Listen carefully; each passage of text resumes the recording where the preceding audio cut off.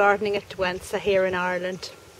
And it's the 2nd of July today, and I've just said goodbye to Foxrock, the biggest gardening group in Ireland. Foxrock, you are great if anyone out there is watching. And now I'm off to see Philip Hollwey's garden. Now Philip's garden is quite close to me and we do a joint open day.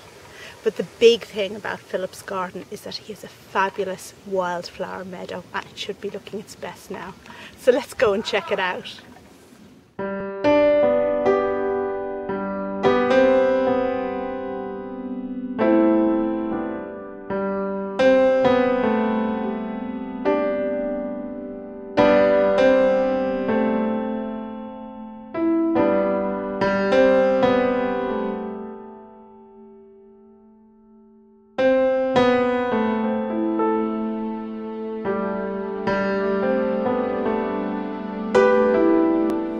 Hi, you're welcome to my garden. My name is Philip Hollwey. I'm gardening in North Wexford here in Ireland, and I'm gardening on 1 acre of quite dry shale. You need to garden here with a pickaxe rather than a shovel. So we're in the lower garden here, and it's based around lawns and mixed herbaceous and perennial beds, and they're all based around broad curves, long curves with something in the middle of them. So this is a muted palette here of largely mauves and pinks and blues and greys, and then as we move around through the central axis of the garden you can see that the view is cut off, and we move into the second part of the curve, which is a broad curve which has Cornus cusa in it and a lot of the more acid colours. It's coming to life gently this July, and then a big specimen of a copper beech in the middle which grows very left-sided. I'm not sure of its name, but it's growing very much to the left. And geranium Anne Thompson growing underneath it. And then we move around past Rosa Gertrude Jekyll and Cornus controversa variegata into the third curve, which catches the view and has my vegetable garden in it. And I've been careful to try and maintain the view of the countryside from the garden.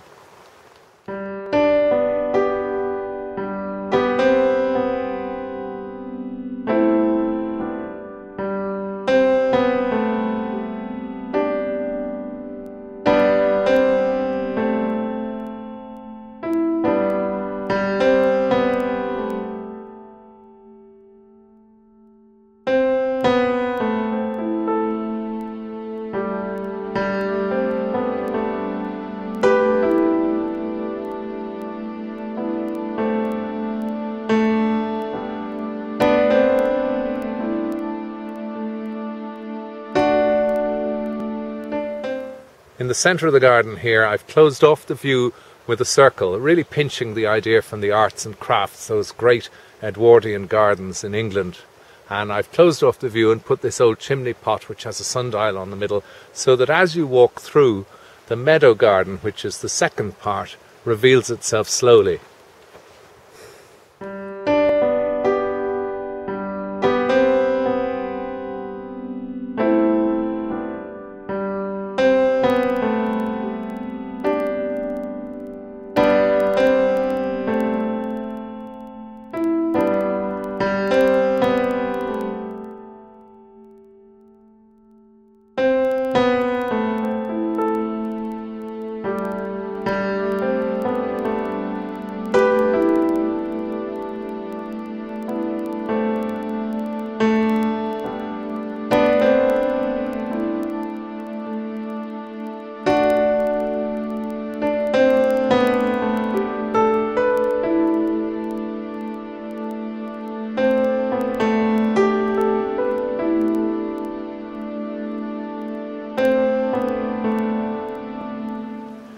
The Wildflower Meadow is sown on low nutrient soil, so I got the topsoil stripped off as much as possible and then sowed seeds, and mostly oxeye daisies now. It's a limited number of species in it, but it's a haven for insects and butterflies on a sunny day like this.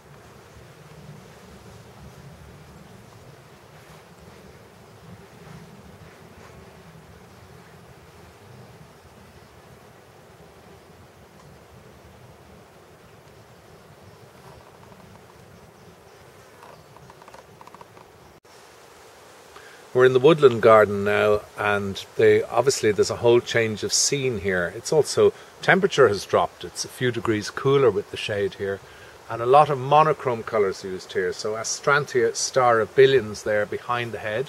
The grass in the head is Carex testacea, and Astelia chatamica is the sword-shaped strap leaves there beside it, which does very well in the shade. It's often grown in the sun, but it does very well in the shade here. And it gives that silvery white, which I think shows up really well in gloomy woodland feel.